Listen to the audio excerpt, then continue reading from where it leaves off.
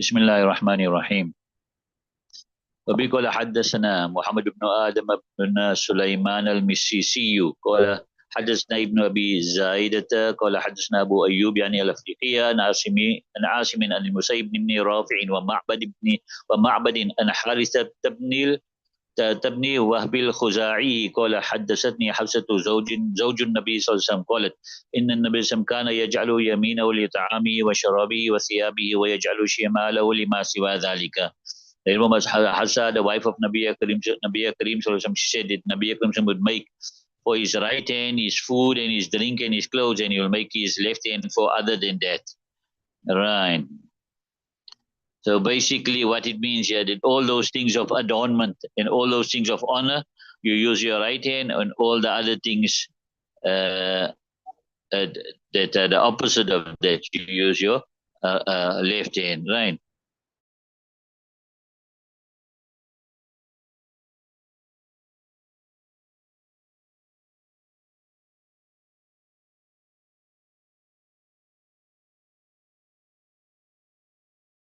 Right.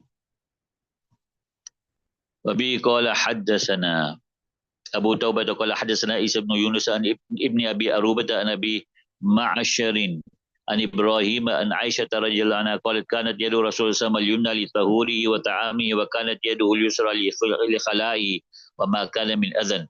And Aisha radiallahu anha said that the right hand of Nabi Akram would be for his wuzu or his cleansing himself, yeah, for his wuzu, right, and for his food, and his left hand would be for his toilet and what is from dirt, right. وبه قال حدثنا محمد بن حاتم بن بزيع قال حدثنا عبد الوهاب بن عطاء عن سعيد عن ابي معشر عن ابراهيم عن الاسود عن عائشه رضي الله عنها عن النبي صلى الله عليه وسلم بمعناه, same hadith with the same meaning, right. So yeah, now the same meaning, right? بمعناه, it means the same as a previous hadith. The sanad just changed, right? The sanad is just changed.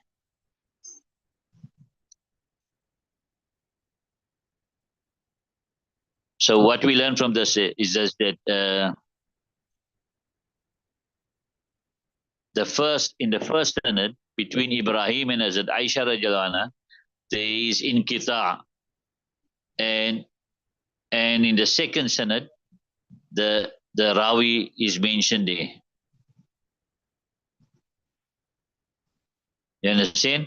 So if you look at this here now, who's the rawi in this second sanad? Aswad, right? And there isn't. Did you see any Aswad there? And Ibrahim and Aishata. You understand? So Aswad is missing there, right? So that's one here. Then we have Moosagie, right? That is referred to Musaisa, which is in Syria, right? And Ibn Abi Zaidata, it is Yahya bin Zakaria bin Abi Zaidata, referring to his grandfather, right? Babun fil istitari fil khalai, the chapter in making parda when you're out in the open, right? So this bab is actually showing you that although you're in the open, right? Although you're in the open, you should also cover up. You understand it? Even though you're in the open, meaning far away from the people, then you should still cover up, right? Make some parda, in other words, have some hill or something there as a parda. وبيقول حدثنا إبراهيم بن موسى الرازي قال حدثنا عيسى بن يونس عن ثور عن الحسين الحبراني عن أبي سعيد عن أبي هريرة رضي الله عنه النبي صلى الله عليه وسلم قال من اكتحل فليوتر من فعل فقد أحسن ومن لا فلا حرج ومن استجمر فليوتر من فعل فقد أحسن ومن لا فلا حرج ومن أكل فما تخلل فليلفظ وما لاك بلسانه فليبتلع من فعل فقد أحسن ومن لا فلا حرج ومن أتى الغائط فليستطير فإن لم يجد إلا أن يجمع كثيبا من رمل فليستدبره فإن الشيطان يلعب بمقاعد بني آدم من فعل فقد أحسن ومن لا فلا حرج. قال أبو داود رواه أبو عاصم عن ثور قال حسين الحميري قال وروى عبد الملك بن السباء عن ثور وقال أبو سعيد الخير قال أبو داود أبو سعيد الخير ومن أصحاب النبي صلى الله عليه وسلم. Right. Narrated from Abu Hurairah said from Nabi Akram said, whoever makes put surma, then he should do it in odd numbers. Whoever does so, then he has done well. And whoever doesn't, then there is no harm. And whoever makes istinja, then he should do it in odd numbers. Whoever does so, then he's done well. And whoever doesn't, then there is no harm. And whoever eats, then what is stuck in between his teeth, what he takes out, from between his teeth, then he should throw it out. And whatever he takes out with his tongue, you understand, then he should swallow it. Whoever does so, then it is good, and whoever doesn't do so, there's no harm. And whoever comes to the toilet, then he should make some parda.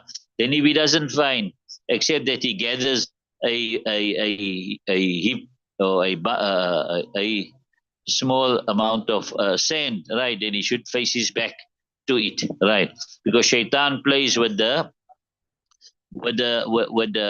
buttocks of Bani Adam. Whoever does so, then he's done well, and if he doesn't, then there's no harm. Imam Buddha says Abu Asim also is from Saur, and Hussein, and he said Hussein al-Himyariyu, and then he says, and Abdul Malik ibn Sabah also narrated from Saur, and he said Abu Sa'id al-Khair, and Abu Dawood says Abu Sa'id al-Khairi was from the companions of Nabi Kareem sallallahu alaihi wasallam. Right. Now when it comes now to applying surma, right? So there's two calls there. One is that you do it in odd numbers, so you do it 3 times in each eye, and it is asah call. The other call which says that the total must be 5. So 3 in this, the total odd number. So 3 in this eye, 2 in that eye. But the first one is right. And then we got manistajmara fal yutir. Istijmar, we got 2. One is istinja bil hajar. So if you're doing istinja bil hajar, then you should try and do it with odd number of stones, right? So in other words, 3. Right, and the other meaning is to incense the place. You know, you burn that wood. Now you must do it in an odd number of times. Do it an odd number of times, right?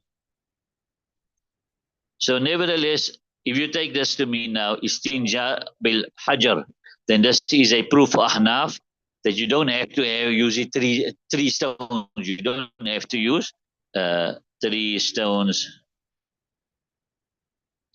Nevertheless, what we learn from this here now, that when there is an amr, a command, then it comes for wujub.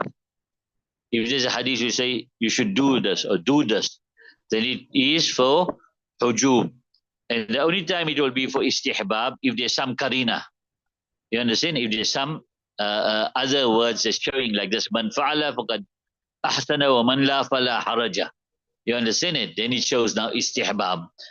Because why would you say this is because otherwise Nabi Akram wouldn't say this. وَمَنْ لَا فَلَا مَنْ فَعَلَ فَقَدْ أَحْسَنَ وَمَنْ لَا فَلَا حَرَجَ. Right. Then when it comes to the food stuck in between the teeth, the reason being is that the blood could mix with it. Therefore, when it's stuck between the teeth and you push it out with a toothpick, then it's possible there's blood mixed with it, and therefore you spit it out. And if there is zanne ghalib, that there is blood mixed with it, then you can't. There is no man fa'ala faqad ahsana wa man la fala haraja. Then you must spit it out. You understand? Because to take blood down is haram, just like eating sand is haram. You understand it? So, yeah, to eat sand is haram. So likewise, to drink blood is haram, right? So therefore, if you fairly sure that there's blood now on the food stuck between your teeth, and you must spit it out. You understand it? Right. Then we have now, and Shaitan plays with the buttocks of Bani Adam. How is he gonna? So why is he playing with the buttocks? Because you didn't make parda, right? And now he plays with your buttocks. One Cole says, in other words, he plays and he mocks you at the same time, right? Plays with your buttocks and he mocks you. And the other Cole says, no, where this is happening, then Shaitan just plays there. He plays at that place there, right? Therefore, you must make istitar. Wherever you fulfill relieving yourself, Shaitan is playing there. Therefore, you make istitar. You make some parda, right? If a person now relieved himself and he didn't make parda, right? Then if he he didn't make parda because he had no option. In other words, there was no way to make parda. Complete open desert. You understand it? There was no way he could make parda. It would have been very difficult for him to make parda. Then the son of looking at him will be on the lookers. And if he could have made parda, but he was lax and he didn't make parda, then the son of the people looking at him is on him himself, right? Then Imam Buddha says that there are different students of Thawriya, right? Right. In the riwayat of Isa there, he's saying Anil Husayn al-Hubrani, right? And in the riwayat of Abu Asim, instead of Hubrani, he's saying Himyari. You got that? So there's two students here first. Isa and Abu Asim, who's narrating from Saul. The one is saying Hubrani and the other one is saying Himyari. So they say here that it's just a difference of lafzi difference because Himyar is the big tribe and Hubran is a branch of Himyar, of the big tribe, right? Then he goes further, he says Abdul Malik ibn Sabba, also narrating from Saur, right? So Saur bin Yazid is his third student now, right? But he's got something else here now. In his sanad, he says, instead of saying Abu Sa'id, he says Abu Sa'id in al-Khair. What he's saying, the others are all saying Abu Sa'id in the sanad. But he's saying Abu Sa'id in al-Khair. Whereas Abu Sa'id al-Khair is another Rawi. You understand it? So Abu Sa'id, in the first two sanads, Abu Sa'id al-Hubrani or Himyari, that is somebody else, right? And that's the person that intended. Abu Sa'id al-Khair is not Hubrani, he is Anmari. So Abu Sa'id al-Khair is actually Abu Sa'id al-Anmari. So in other words, he's saying this student here has made a mistake. Right. Babu ma yunha ayyustanja bihi. Right.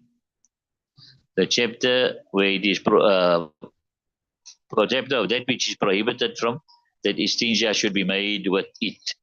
Right. Istinja, what things you shouldn't use istinja with. Right. Let's do the hadith. وبه قال حدثنا يزيد بن خالد بن عبد الله بن موهب الهمداني قال أخبرنا المفضل يعني بن فضالة المصرية عن عياش بن عباس القتباني أن شويم ابن بيتان أخبره عن شيبان القتباني قال إن مسلمة بن مخلد استعمل رويفة بن ثابت على أسفل الأرض قال شيبان فسرنا معه من كوم شريك إلى القمة أو من القمة إلى كوم شريك يريد القامة فقال رويف إن كان أحدنا في زمن رسول الله صلى الله عليه وسلم لا يأخذ نذو أخيه على أن له النصف مما يغنم ولنا النصف right وإن كان أحدنا لا يطير له النسل والريش وللآخر القدح ثم قال لي رسول الله صلى الله عليه وسلم قال لي رسول الله صلى الله عليه وسلم يا رويفع لعل الحياة ستطول بك بعدي فأخبر الناس أن من عقد لحيته أو تقلد وترا أو استنجى برجيع دابة أو عظم فإن محمد صلى الله عليه وسلم منه بريء. Right.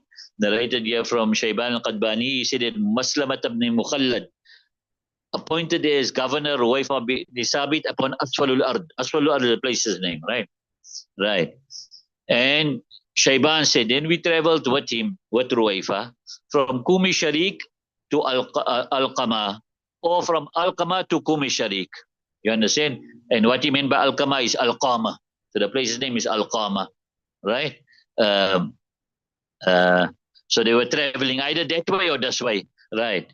So then Ruwayfa now narrated, he says, one of us, in the time of Nabi Akram Sam, would take the 10 camel of his brother upon this condition that he will get half of that which he received as booty.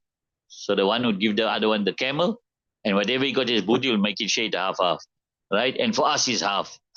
And indeed, for one of us, you would get for him the arrowhead and the feather, and for the other would be the shaft.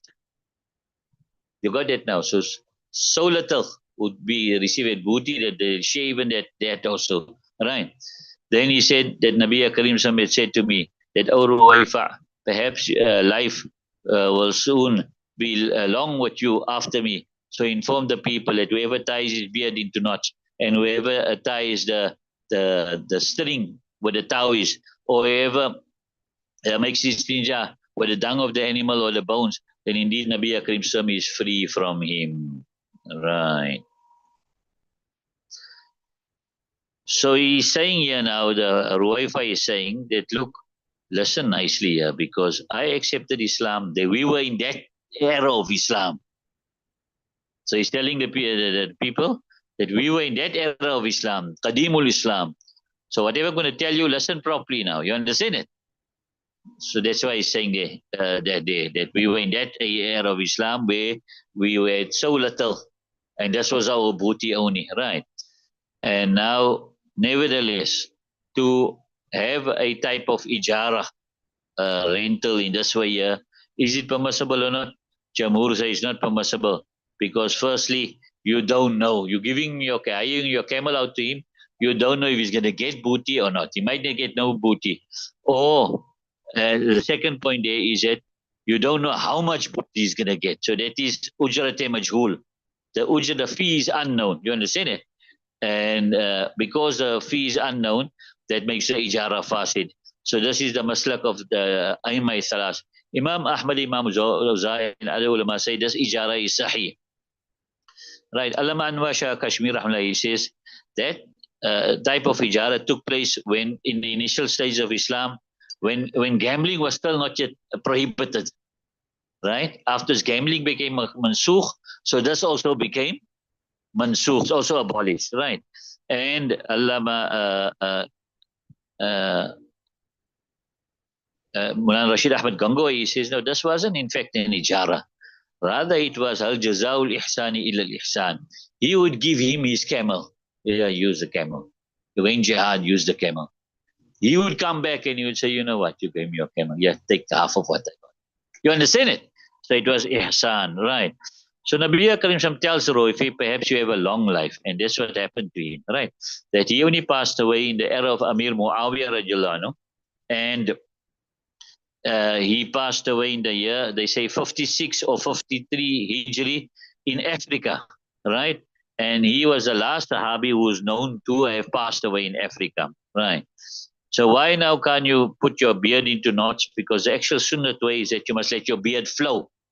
And now this goes against it. You understand it? To put it in knots. And some say that in Jahiliyat, right? The arrogant kuffar would tie their beards into knots when they would go into war. And some say it is prohibited because you're resembling women. And some say you're resembling the ways of the non-Arabs. And some say, right, that the kuffar of the Arabs, right, their habit was if they got one beard, they would tie one knot on their beard. If they got one wife, they would tie one beard knot, and two wives, you tie two knots. Like that. You understand it? Right. And then the Tawiz, obviously, because now in Jahiliyat also, they would tie around the children and around the horses these type of Tawiz to save from Nazar. You understand? Right. Now, istinja bil hajar. You come back to that istinja bil hajar. What does istinja bil hajar entail? You understand it? In other words, what's the meaning of istinja bil hajar? So istinja bil hajar, is it mutahhir mahal or is it mukhaffif najasat? Does it cleanse the place or does it lessen the najasat? Imam Shafi'i will say it cleanses the place. And therefore he says you've got to use the 3 stones. You understand it? And Ahnaf say no, it is mukhaffif najasat. It lessens the najasat. You take toilet roll, we say you don't cleanse it properly, or the dela, the stone. You rather lessen the najasat. And therefore we say it's Allah Ta'ala's puzzle and His karam that He looking at our weakness, that He allows us to make istinja just with the stone. And when we make istinja with the stone, we are said that you are now parked, you can read salah. You made mukhaffif najasat, you have removed enough najasat. Now you can read salah, right? And and however, if this person who used the stone made mukhaffif and najasat, he lessened the najasat, and he goes and immerses himself into ma'i qalil, little water, then that water becomes napak. The water becomes najis also. Right. وبه قال حدثنا يزيد بن خالد قال حدثنا مفضل عن اياشي ان شييم ابن بيتان اخبره بهذا الحديث ايضا عن سالم الجيشاني عن عبد الله بن عمر يذكر ذلك ومعه مرابط بحسن باب اليون. قال ابو داود حسن اليون في الفسطاط على جبل. قال ابو داود وشيبان بن اميه يكنى هو شيبان بن اميه يكنى ابا حذيفه. Right. So we also know that Shuaim ibn Baitan informs him with the same hadith also from Abi Salim al-Jayshani, from Abdullah ibn Amr. And he mentioned that hadith while he was with him as the guard at the fort of the gates of Yun, right? Abu Dawud says the fort of Yun was in Egypt upon a mountain. Abu Dawud says, and who's the Shayban? Shayban was the son of Umayyah, and he was titled as Aba Huzaifa. Right. So what he's saying here now is that Musannif Rahmah is giving the previous hadith, is making a second tariq here, right? So in the first sanad he had Shuaim, right? And he was narrating from Shayban, right? And Shayban was narrating from Urwayfi. And in this sanad here, Shuaim, he's not narrating from Shayban, he's narrating from Abu Salim al-Jayshani.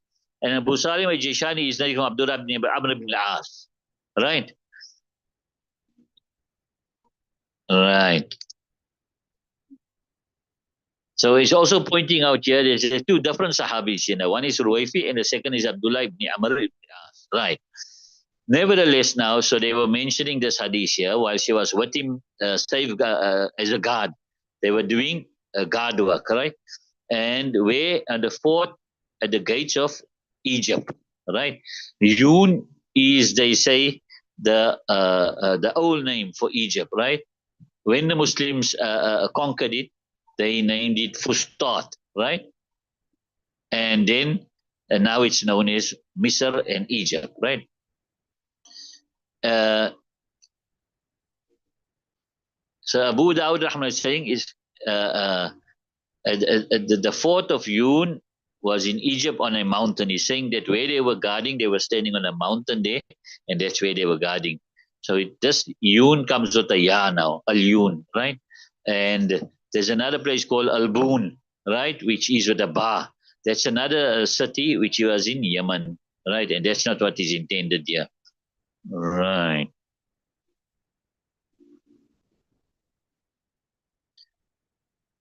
Okay, let's do one more hadith. وبه قال حدثنا أحمد بن محمد بن حمل قال أخبرنا روح بن عبادة قال حدثنا زكريا بن إسحاق قال حدثنا أبو الزبير أنه سمع جابر بن عبد الله يقول نهانا الرسول صلى الله عليه وسلم أن نتمسح بعظم أو بعر.